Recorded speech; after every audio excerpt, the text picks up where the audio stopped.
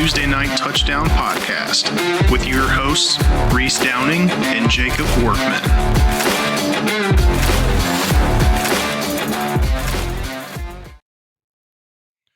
What's up, guys? It is TNT Tuesday Night Touchdown Podcast, NFL Edition Division Preview for the AFC East. With me, as always, is fine citizen Mr. Jacob Workman. Jake, what's going on, man? Oh, what's going on, Reese? Not too much, brother. Excited to jump into what looks to be a little bit more of a murky AFC East division this year. So let's kick things off, starting off here with the New England Patriots. So it was a rough year for New England in 2023. Year started off particularly rough, going 1-5 in their first six, which is the first time the team's done that since 1995. They managed to get a surprise W over division rival Buffalo in week 7 at home in Gillette, but that proved to be the highlight of their season as they went on to lose 5 straight and went 2-8 in their final 10 games, finishing the season at 4-13. It was the first time the Patriots had back-to-back losing seasons since 1992, and the first time they'd finished dead last in the division since 2000. Continuing to set the wrong records, it was also Bill Belichick's worst season as an NFL coach. The biggest issue was their offense, as they finished last in scoring, tied with Carolina. And not only that, but the team was shut out twice. In addition to that, for the first time since 1991, they did not score more than 30 in any of their games. All of this cumulated into what ended up being the 24th and final season under head coach Bill Belichick. Jake, what were your thoughts on the performance of the Patriots as they missed the playoffs and had their worst season in over 2 decades? It was really bad. We talked about it going into the season. We just couldn't figure out the roster. We were like, what is this team? Like they had no one anywhere. Like I don't think anyone could have had success there, to be honest. Like that was a terrible roster. It was one of the worst I've ever seen. And then they showed it by how they performed. I don't know. The offense was awful. Like I even bringing in Bill O'Brien, it didn't help that much. Like they were just abysmal to watch. Like it was a struggle to actually watch them play football last year. Yeah, it was ugly on all sides of the ball, but particularly on the offensive side. So looking at some of the offseason stories before we jump into the draft stuff here, like we've already mentioned, the Patriots enter their upcoming season as the first in 25 years without Bill Belichick as they mutually agree to part ways. One day later, New England announced that they would be promoting linebacker coach and former player Jerod Mayo as the 15th coach in franchise history. A lot of movements for the Pats in the offseason as well on the roster side, starting with Mac Jones. He was traded to the Jacksonville Jaguars ahead of the draft in exchange for a 2024 6th-round pick. Guys like Trent Brown, Ezekiel Elliott, Mike Gesicki, Jalen Mills, and Mac Wilson all found new teams. They were able to retain some key players in the likes of Kendrick Bourne, Kyle Duggar, Hunter Henry, and Jalen Reagor, while also bringing in several new faces. Antonio Gibson and Jacoby Brissett both decided to relocate from the nation's capital to New England. The Pats were also able to sign tight end Austin Hooper from the Raiders and KJ Osborne from the Vikings. Jake, what's the biggest impact move here when looking at all the Patriots action this offseason? And how do you think Jerod Mayo is going to fare in his first season as the head coach? So I do like them drafting Drake May. He was good at North Carolina. There were times I thought he might have been a little overhyped, but for what he's got the size, he's got the ability. I think he's going to come in. I actually think they should start him right away over Jacoby Brissett. I think he should be the day one starter. And then they did also bring in Jalen Polk. They need help at receiver. I love Jalen Polk. He was at Washington. He was part of a deadly trio with the University of Washington last year. I think he can come in and be a very serviceable player for them right away also. And just to throw in some props to one of my guys, in the 7th round, they actually drafted tight end Jaheim Bell from Florida State. He's kind of that hybrid player. He can do anything. He can actually line out wide. He's big. He can run very well with the ball. Florida State, and when he was at South Carolina, used him as a running back even. So, I mean, he's just one of those guys, if you get the ball in his hands, he can make something happen. And for a 7th-round player, I think he'll make the team and stick around and actually be somewhat of a weapon for him. How I feel about Mayo's first year, not very good, to be honest. I still don't think this roster's that great. And I do think it's going to be a rookie quarterback most of the year. And I just don't think there's enough around that rookie quarterback yet to make him come out and just have a fantastic season. Yeah, so talking about the depth chart here a little bit, you just mentioned currently, as we're looking at depth charts, and keep in mind, guys, it's so early in the season. These depth charts don't mean too terribly much. But they do have Jacoby Brissett sitting as the starter quarterback. We have Ramondre Stevenson coming back. He's still going to be RB1 there. Kendrick Bourne, Demario Douglas, and rookie out of Washington, Jalen Polk will be their 3 receivers. Hunter Henry is back. He'll be starting at tight end. Um, Not going to run through the offensive line. There's a lot of guys there that don't carry a lot of name recognition. Cole Strange is one of the guys, I guess you could say, is one of the stronger, if not the strongest guy that they have there, and he starts at left guard. Looking on the defensive side, they've got Keon White, Davon Godchow, I believe is how you say his last name, Christian Barrymore, and Matthew Judon, as well as Jawan Bentley, Jelani Tavai, and Joshua Uche. Jonathan Jones, Kyle Duggar, Jabril Peppers, and Christian Gonzalez obviously comes back as their starting CB1. Anything called out here on the defensive front as far as their depth chart? I know you talked a little bit about Drake May and Jacoby Brissett already. So, what do you think about this defense? And also, how long do you think it will take before we see May go under center in Alex Van Pelt's offense if he doesn't start? So there's actually a lot of rumors that Judon's going to be gone. There's a lot of talk that they're going to be trying to get rid of him. I've actually seen a lot of talk actually that the Lions might try to trade for him to add a pass rusher, which would be huge. It'll be interesting to see if Judon does stay on the team for week 1 and he's still there. Jelani Tavai, he was a Lion before, so I've seen him quite a bit. He's a serviceable linebacker. I mean, he's nothing fantastic, but I mean, he is a decent role player. Jabril Peppers obviously had a great year last year. Christian Gonzalez, the cornerback from Oregon, was a draft pick last year. It's nice to see him back and healthy. So we'll see what he does in year 2. I'm still not sold on this team. Like when you look at this roster compared to the other rosters, not only in the division but in the AFC, it's like how does this team win games? Like I don't know. There's nothing that stands out anywhere on this roster to me. And to answer your question about Drake May. I think he should be the week 1 starter. Like I don't know how you can go in and start Jacoby Brissett when you're in a situation that you're in. If they do start Brissett, I guess we'll look at the schedule here, and I mean, there's honestly not even a good situation because all their home games are ridiculous. Like I don't know where you start him. Maybe in the international game in Jacksonville, but even that's a situation. So I don't know. I don't think there's a good place to just plug him in as the starter at some point. So I say week 1, give him the team at Cincinnati, huge stage week 1 against a team bringing back their guys. Like I think that would be the place to start him.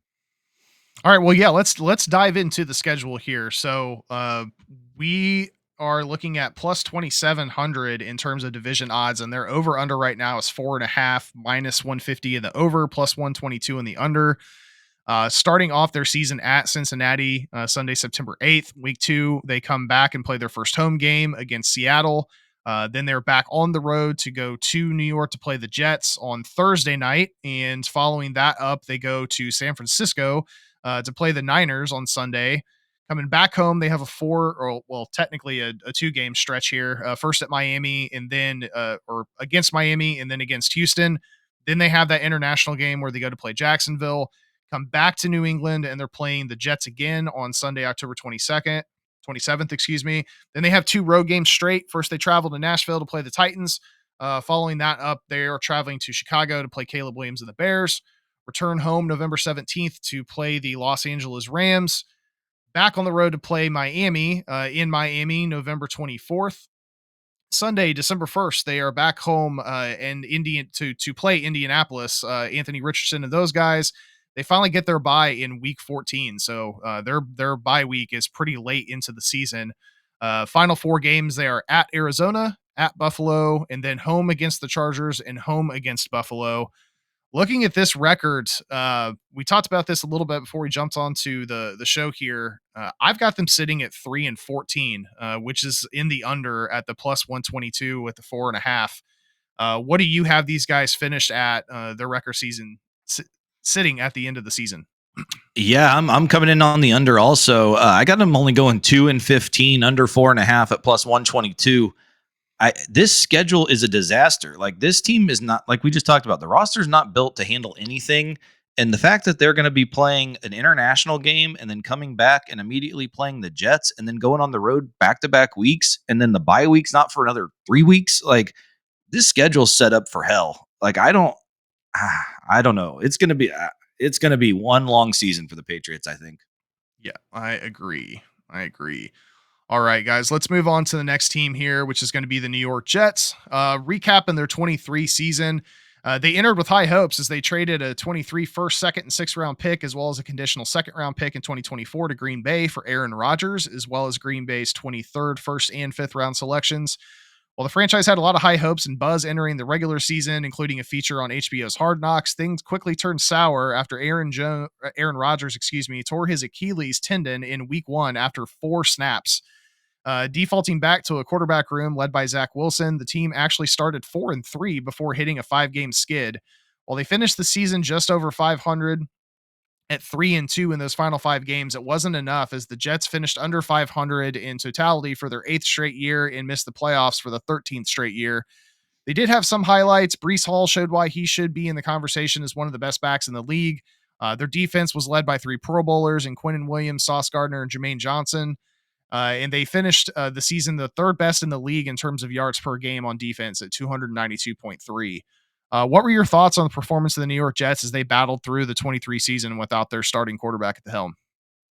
Yeah, so obviously losing Aaron was the start of it all. That was a big loss for what we thought was going to be a promising season for the Jets. After that, though, we kind of seen how bad the O-line really was. So that kind of led to some questions, like would they really have been able to win this many games even if Aaron was playing because the O-line was so bad? Like you just mentioned, Breece Hall, obviously one of the highlights. He was fantastic year. Garrett Wilson at receiver had a great year also. And then the defense, it did come along. There's a lot of promise with that defense. I think you've got to be pretty positive looking at it. Obviously, I love my guy Jermaine Johnson there and Sauce, Quinnen Williams. There's a lot of positives there that you like to see. I think we'll get into the draft in a minute, but I think with what their draft picks they did, I think that they've also improved a little bit there too, which will be a big benefit for next season. Yeah, so let's talk about that. Moving into some offseason stuff here. No changes at the top. Robert Saleh will return as the head coach. They did trade quarterback Zach Wilson to Denver in April, shipping both Wilson and a 2024 7th round pick in exchange for a 24 6th round pick. They also let guys like Dalvin Cook and CJ Uzuma walk in free agency. They did sign Tyrod Taylor, who looks to step in and fill the backup role void left by Zach Wilson. Additional signings include wide receiver Mike Williams and defensive tackle Javon Kinlaw, who are both now on 1-year deals. Moving into the draft, the Jets were part of a trade with Minnesota, moving down one spot and handing the Vikings J.J. McCarthy. The selection that they went with is Olu Fashanu, offensive tackle from Penn State, as their round 1 pick. A couple other potential impact draft picks scooped up by the Jets include Malachi Corley, wide receiver from Western Kentucky, Braylon Allen, running back from Wisconsin, and your boy Jordan Travis, quarterback from Florida State. So taking a look at these impact picks and all these offseason moves, anything here stand out to you? I like the Fashanu pick. Obviously, build that O-line. It's like we just said, it was pretty bad. In signing Tyron Smith was big also. Anything they can do to just help booster that O-line to keep Aaron as healthy as they possibly can. I do think Malachi Corey is actually going to be a player that plays for them quite a bit.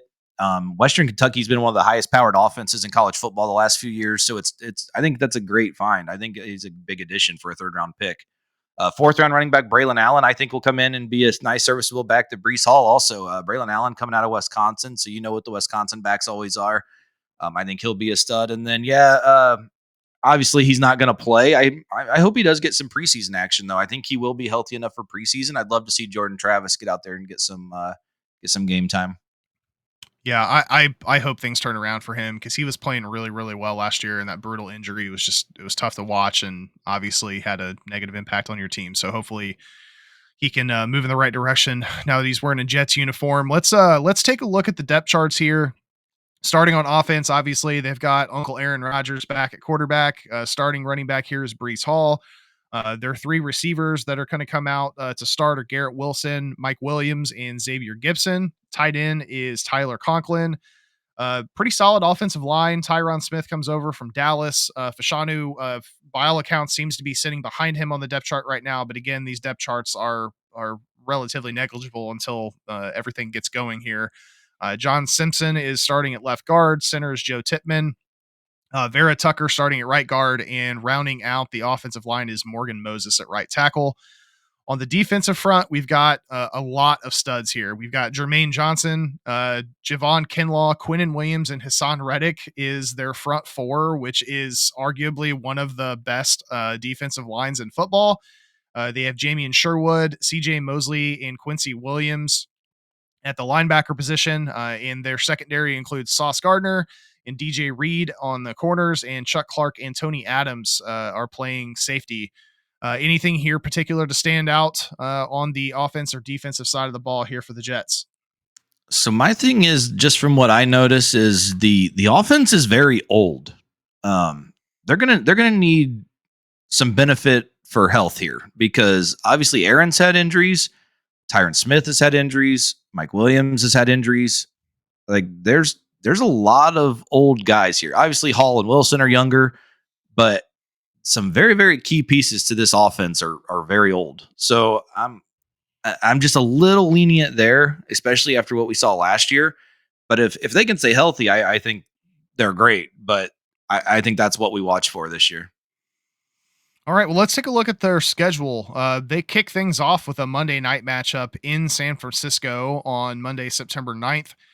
Their next game is again on the road in Nashville to play the Titans Sunday, September 15th. Then they come back home to play New England and Denver at home in weeks 3 and 4.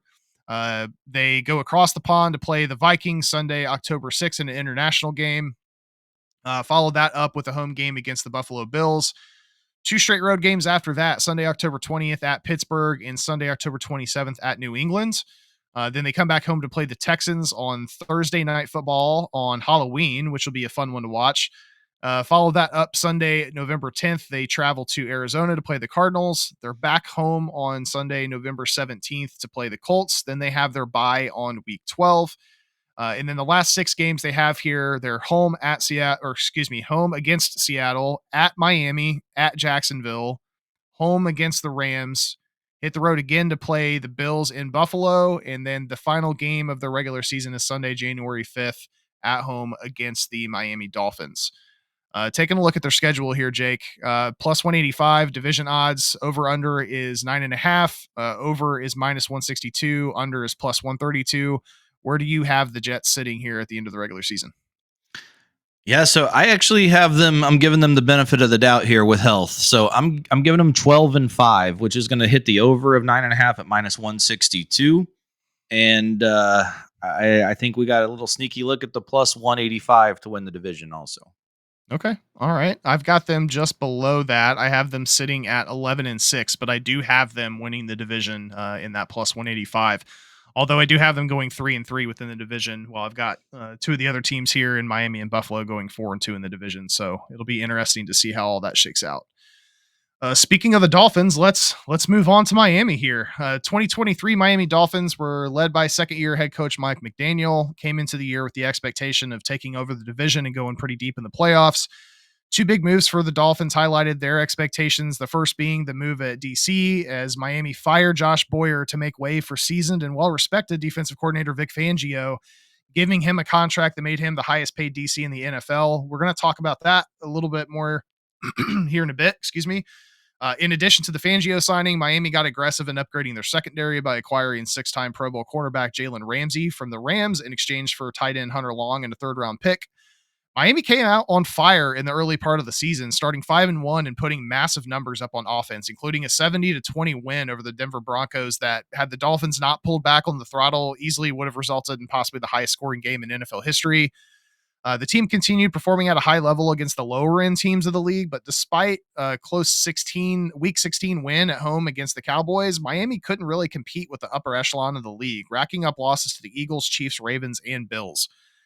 On top of that, injuries really started to pile up for the Dolphins. Raheem Mostert, Jalen Waddle, Bradley Chubb, Jalen Phillips, Andrew Van Ginkel, and Xavier Howard, among others, all missed substantial time as Miami moved through the 23 season. They finished the season losing 3 of their last 5, including losing the last game of the regular season to the Buffalo Bills, which slipped them out of the AFC East crown and handing that back over to Buffalo. Despite those injuries, the Dolphins still managed to have the top offense in the league at 401.3 yards per game average, with their passing game leading the way in yardage in the NFL as well. They moved into the postseason, and it was a short-lived and rough one at that, as their lone game was a wild card loss in Kansas City, where the team struggled to get anything going. Their lone touchdown was a 50-plus yard pass from Tua to Tyreek.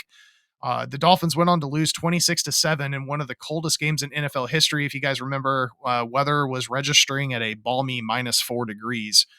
Thoughts on the Dolphins' performance as they battled the injury bug throughout the 23 season?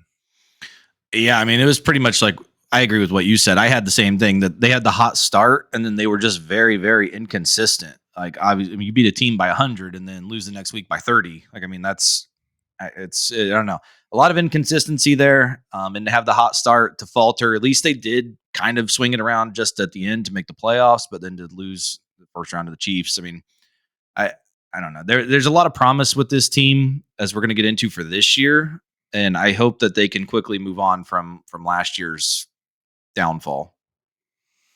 Yeah, so let's talk about some off-season stories here. Starting again, we just mentioned this a little bit ago. Vic Fangio. So somewhat perplexing. They agreed to move on from Vic Fangio in a mutual parting of ways, which is how it was put after just 1 year. There was a lot of buzz for multiple reasons around this move. First and foremost, he was only there for a year. The previous summer, Fangio was interested in the Eagles defensive coordinator position. And when he was asked if he would have landed there if not for the tampering situation with Jonathan Gannon, he wouldn't really confirm or deny it. And then just 1 year later, the team agrees to part ways, and Fangio is immediately hired as the new Eagles defensive coordinator. It almost took zero time at all.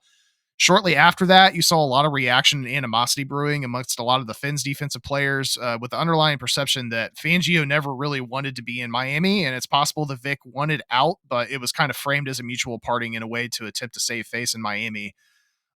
Before we dive into the rest of the offseason stuff here, what are your thoughts on that whole situation? Yeah, it seems a little pardon the pun, but fishy. That's there's a it seems like something's not right there. But I do like what they brought in. I like the Anthony Weaver hire. Like I think it's going to be more beneficial for him anyway in the end. Yeah, so again, as you just said, Anthony Weaver has come in as the new hire for the defensive coordinator after Fangio's exit. From a player perspective, a lot of movement here. The team released Emmanuel Ogba and Xavier Howard, as well as cornerback Keon Crossan and linebacker Jerome Baker. Their offseason signings include tight end Jonnu Smith, defensive end Shaq Barrett, defensive tackle Neville Gallimore, defensive tackle Tierre Tart, linebacker Cam Brown, Odell Beckham's now there, and Calais Campbell, and perhaps one of my favorite names in the NFL, cornerback Storm Duck. They also locked in a 3-year extension for wide receiver Jalen Waddle, who will stay with Miami through at least the 28 season. From the draft perspective, their round one pick was Chop Robinson, outside linebacker from Penn State. Another guy of note here is Patrick Paul, offensive tackle from Houston, who's not going to be starting, but he could be doing that eventually. Also worth noting here, third round pick was forfeited along with their previous year's first round selection as punishment for violating the league's anti-tampering policy in talks with Tom Brady and the agent for then Saints coach Sean Payton. So a lot of movement here for the Dolphins. Biggest impact move you think here, looking at everything that they did in the offseason. And we talked about this a little bit already, but what do you think the impact's going to be with Anthony Weaver stepping into that DC role? So I like adding Chop Robinson to rotate at ends with Jalen Phillips and Bradley Chubb, another pass rusher. I think that's going to be big. Just going back to the draft real quick, I do like that they also drafted running back Jalen Wright from Tennessee. Anytime you can add that kind of speed to a team that just loves speed on offense, like I think they will use him a lot too. I think he'll be a weapon for them. Odell Beckham coming in, if he can stay healthy, I think that's a huge signing. When Odell can be paired with Tyreek and Jalen Waddle, that's pretty nasty if he can be healthy. He's still got it. He's not, if he's healthy, he's fine. Bringing in Jordan Poyer from Buffalo and Shaq Barrett from Tampa, I think are two huge additions also. I overall love what this team has done. Like I think that they actually went out and put some pieces in place. Yes, I know they did lose some big names, but I also think that they rebuilt a little bit too. Like I don't think that this team I think they're in pretty good shape actually. Like I think this will be a good team. And I think Weaver as the DC is going to I think that, like I said, I think they have the pieces in place. I don't think they're quite as good as the Jets, but I do think that they're going to be a very good team this year. Yeah, so let's talk about these depth charts here. Looking at the offense, we've got Tua is back at quarterback. Raheem Mostert is listed as RB1, but you also have Achan and obviously we just talked about Jalen Wright there. So a lot of speed in the backfield. Tyreek Hill, Jalen Waddle, and Odell Beckham round out the wide receiver room as far as starters are concerned. Tight end Jonnu Smith, we talked about, is a fresh face on the offense. He's now starting at tight end. We've got Terran Armstead, Isaiah Wynn, Aaron Brewer, Robert Jones, and Austin Jackson as the starting 5 linemen. Moving on to defense, the front line is Zach Seiler, Neville Gallimore, and Calais Campbell is going to be their 3 guys that are going to have their hands in the dirt. As far as linebackers are concerned, Jalen Phillips, David Long Jr., Anthony Walker Jr., and Bradley Chubb round out their linebacking core. And secondary, we've got Mr. Jalen Ramsey and Kendall Fuller starting at cornerback. And at the safety positions, we've got Jordan Poyer and Javon Holland. Anything here of note to stand out as they move into the 24 season at the depth chart level?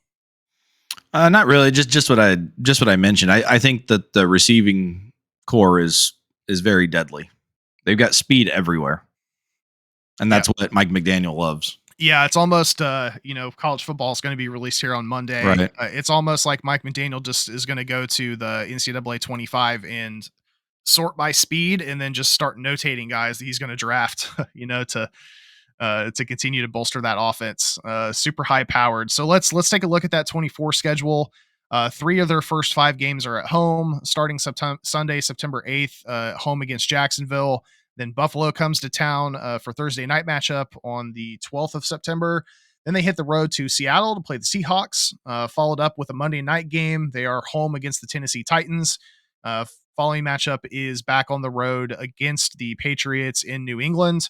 They have an early bye week this year that hits them on week 6. And then running through the rest of their season, they are at Indiana, then home against Arizona, at Buffalo, and then at the Rams. Then they come home to play the Raiders and the Patriots, hit the road again to play Green Bay, back home against the Jets, hit the road again to play Houston, back home against San Francisco, and then the final 2 games of the season are on the road, first at Cleveland and finally at the Jets.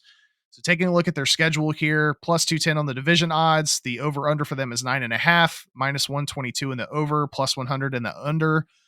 Where you have them sitting here as they finish out the 24 season.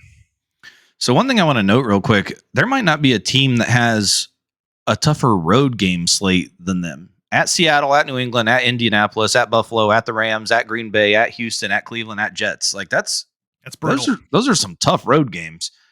I actually do have them coming in at the over though. Over under's 9.5. I got them to 11. I got them 11-6, minus 122. Okay. Yep. I've got them sitting at 10-7. So I have them in the over. I've got them going undefeated at home, but I have them going 2-7 on the road. It's a brutal schedule here. Hitting the road. I've got them winning road games against the Patriots and the Colts.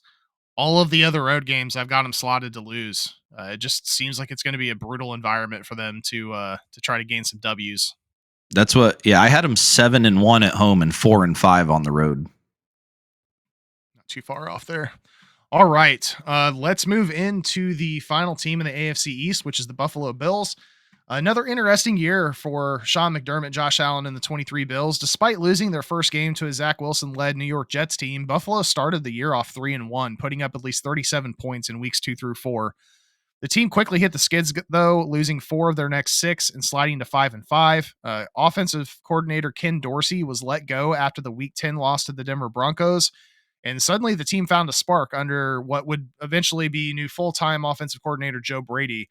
They went on to win 6 of their last 7 games, including 5 straight to end the regular season, sliding past Miami after a Week 18 win to clinch the AFC East for their 4th consecutive year. That marked the first time the Bills have won 4 straight division titles since 88 to 91. They finished the regular season performing in the top 10 on both sides of the ball, with the 4th best team in the league in total offensive yards and 9th best in defensive yards. Entering the playoffs, the Bills first met Pittsburgh in a wild card matchup where they would get the win 31-17. Unfortunately, they ran into the eventual back-to-back Super Bowl winning champion Kansas City Chiefs again, losing a tight game 27-24. That would make it the 3rd time in 4 years that the Bills were eliminated by the Chiefs in the playoffs. Thoughts on performance of the Buffalo Bills as they have yet another season where they struggle to get past Pat Mahomes and the Chiefs? Yeah, we talked about them quite a bit last year because I was not very big on this team, and they started 6-6, like you said. And then they did turn it on.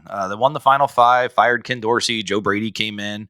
I just, I, I don't know. I still struggle to see how this team is going to be good. Like I just really, and they did have some big losses on defense too.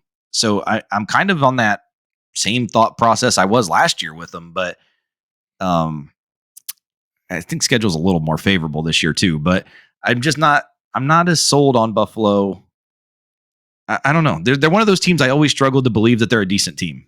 I don't know why. That's just some thought I always have with them. Well, I mean, I think it kind of stands to reason because they end up showing in their performance. They just can't move deeply into the playoffs, it seems.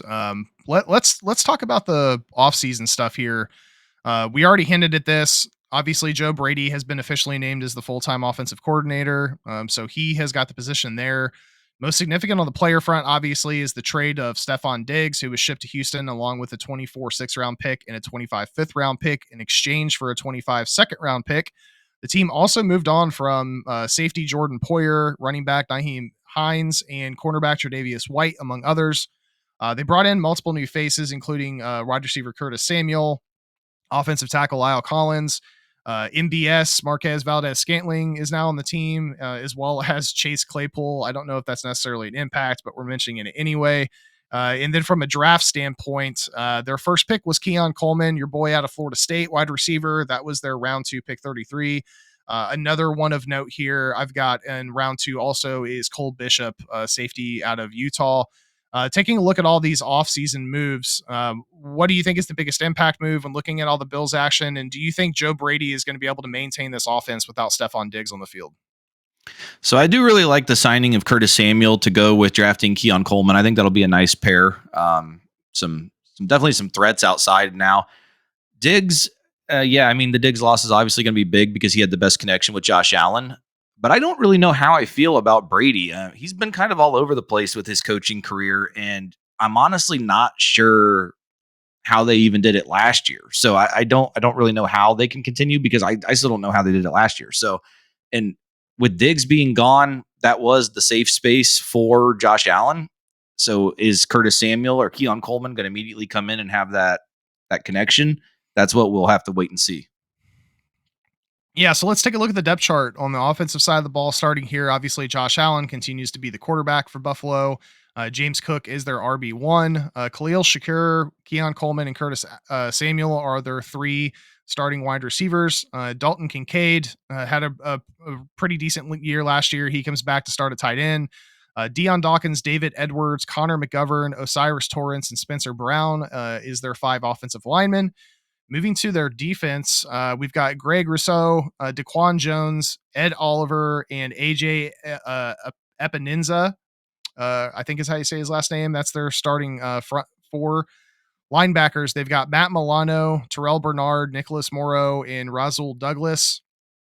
Excuse me. Well, the first 3 there: Russell Douglas, Christian Benford are their starting cornerbacks, and then you Rapp and Mike Edwards in the safety positions. Taking a look at this offense and defense here, do you think these guys are better or worse than they were last year? I think it's worse. I think they lost quite a few guys. Like I said, I do like some of the additions. I do like the Keon Coleman and Curtis Samuel addition, but the defense did lose quite a bit. So I think that'll be kind of the story to follow this year for them. And if Josh Allen can get a connection with one of these new receivers. Yeah. Yeah, so let's take a look at the 24 schedule. You hinted to this a little bit that the schedule may be a little bit easier, but I don't know that that's the case. So looking at their first 6-7 games here, they kick off the season Sunday, September 8th at home against Arizona. But then they go on a brutal stretch where the first or the next 6 of their games, 4 of them are on the road. They travel to Miami on Thursday night matchup we talked about already. Then the following week, they come back home to play Jacksonville on Monday Night Football. Then they have 3 straight road games against Baltimore, Houston, and the Jets. The Jets game being a Monday night game. They come back home Sunday, October 20th to play the Tennessee Titans. Then they hit the road again to go play Seattle. And following that up, they come back home to play Miami Sunday, November 3rd. Hit the road again to play the Colts in Indianapolis. Come back home Sunday, September 17th to play KC before their Week 12 bye. And they finished the last 6 games at home against the Niners, on the road against the Rams and the Lions. They come back home to play the Patriots and the Jets, and then back on the road to play New England. So looking at the schedule, road games at Miami, at Baltimore, at Houston, at the Jets, at Seattle, at Indy, at the Rams, at Detroit. That's a brutal road schedule. Division odds are plus 165. Their over under is 10.5. Vegas has them sitting at plus 122 in the over and minus 150 in the under. Where do you have them sitting at the end of the 24 season? Yeah, so just like with the last team, I had all their road games noted too. It's a crazy road schedule, and then Kansas City and San Francisco at home are obviously some of the bigger games also. I have them sitting at 9-8, so I do have them coming in under the 10.5 at minus 150. I have them coming in at the under as well, but I have them sub 500. I have them at 8-9. So only one game off there, but it's going to be tough sledding for Buffalo in their first season without Stephon Diggs. All right, guys, that wraps it up as far as the division preview. So the last thing we like to do here on the show before we wrap things up is just take a look at some future bets. So starting with the Patriots here, I just run through these lists here quickly. Asked Jake to pick one that he would like to throw money on. If he had to pick one for the Patriots, we have most regular season rookie passing yards, Drake May at plus 1,900. Offensive rookie of the year, Drake May plus 2,000. Coach of the year, Gerard Mayo plus 2,500. Last remaining winless team plus 600. And then I picked an interesting one. Patriots win both games against the Jets at plus 850. And the reason I pulled that out is because the Patriots have won 15 of the last 16, including splitting the games last year. And they've won 25 of the last 30. 2 of those losses came in overtime. So regardless of what's going on in New England and what's going on in New York, they always seem to play the Jets really well. So looking at these 5 future bets, which one would you be throwing dollars down? So I actually really like the last winless team at plus 600. Looking at my schedule, how I played it out, I don't have them getting their first win until week 7, and that is a road game at Jacksonville. And if Jacksonville were to happen to pull that off, I do not have New England winning another game until week 15. So I really like the last winless team bet. Yeah, I'd have them winning their first game week 9 on the road against Tennessee. So I still think that's a safe bet. Last remaining winless team at plus 600. I like those odds. So that would be where I would throw dollars down on as well. Looking at the New York Jets, 5 betting picks we've got here. Super Bowl odds plus 2,000. AFC champion odds plus 1,000. AFC number 1 seed plus 850. Best regular season record plus 1,500. And most regular season rushing yards, Breece Hall at plus 950. I think I would give a shot with most rushing yards, Breece Hall at 950. Yeah, I like that one too. I was listening to Rich Eisen's show last week or the week before last, and he was listing his top running backs, and I'm pretty sure he had Breece at like 2 or 3 in the NFL. I think he was just behind Christian McCaffrey. He's also a Jets fan. But he is a huge Jets fan, so I'll give you that. But all that said, Breece Hall is a stud. And I definitely think that he has an opportunity to rack up rushing yards there, because I don't think that there's much of a running back by committee situation as there is on some of the other teams. So we'll keep an eye out for that, but I do like that bet. Moving to Miami here, Super Bowl odds plus 2,400, most regular season passing yards for Tua plus 1,100, most regular season receiving yards, Tyreek plus 500, 4,000 plus regular season passing yards for Tua minus 115, and offensive player of the year, Tyreek Hill plus 800. Yeah, I know this isn't going to be the popular pick here, but give me Tua over 4,000. I think this one's as easy as it gets as long as he stays healthy. So I'll take the 4,000 minus 115. Yeah, I like that bet. I think is the safest bet, but just to throw a difference in here to try to make some money, I like the most regular season passing yards for Tua at the plus 1,100. I like those odds. So those are 2 bets to consider here. Final team here, we have Buffalo Bills, Super Bowl odds plus 1,500, AFC champion plus 750, AFC 1 seed plus 950, Most regular season passing touchdowns, Josh Allen plus 1,100. Most regular season rookie receiving yards, Keon Coleman plus 850. Where are you going with this, Jake? I think I know where you might be going, but we'll see. So is that bet saying that he'll be the highest rookie receiving yards, or like the highest receiving yards in the whole NFL? Most regular season rookie receiving yards. So yeah, I'll take Keon. I think it'll be close with Rome Odunze, but I think Keon will have a little more targets. So I do like Keon there. Yeah, I actually like Keon in this role too. I could see him moving into the one spot on this team if he performs well. I considered Rome Odunze, but I think Odunze has more to compete with in terms of targets because you've got Cole Kmet, who historically likes to get some catches out of that Bears offense. And then obviously you have DJ Moore and Keenan Allen that could potentially be taking some targets away. So yeah, I like the plus 850 here for Keon Coleman on most regular season rookie receiving yards. All right, guys, that is it for us to wrap up the division show here for the AFC East. Jake, you have any final thoughts on this division? It sounds like we're on the same page on who we think is going to run away with it here, or not necessarily run away, but end up winning the division with the Jets. Yeah, we'll see if it changes 4 plays into the season this year like it did last year. It'll be an interesting thing to follow. A lot of age in this division. It'll be some of the age comes through, and Miami might end up winning this division. I think we have a chance. The only team that I think is just a disaster is New England. I think the other 3, there's plenty of parity available. Yeah, I agree with you. And I mean, if so long as everyone stays healthy, especially Aaron Rodgers, I think this is going to be a relatively tight division. I do have the Jets winning at 11-6, but I have them going 3-3 into the division. I've got Buffalo and Miami both going 4-2. So I think this is going to be a tight race when we get to the end of the year. Hopefully everybody stays healthy and we get to see a full season of Aaron Rodgers in New York and see how that team's going to be able to perform. So that wraps it up for us here on the AFC East. We'll be back with you guys next week for the NFC East, I believe, is the next show that we have on the docket. As always, please like, share, subscribe. We're on Facebook, X, all of that good stuff. Instagram, TikTok, YouTube, obviously. Tuesday Night TD Pod. You can find us on all of those platforms under that tag. We also have the NCAA show that's coming out. We just covered Big Ten, so be on the lookout for that if you're a college football fan. If you're not, take a look at it anyway. If you love football in general, it's a good show. But that is it for us. So for the fine citizen, Mr. Jacob Workman, this is Reese Downing, TNT Tuesday Night Touchdown Podcast, NFL Edition, AFC East preview. We'll see you guys next week. See ya.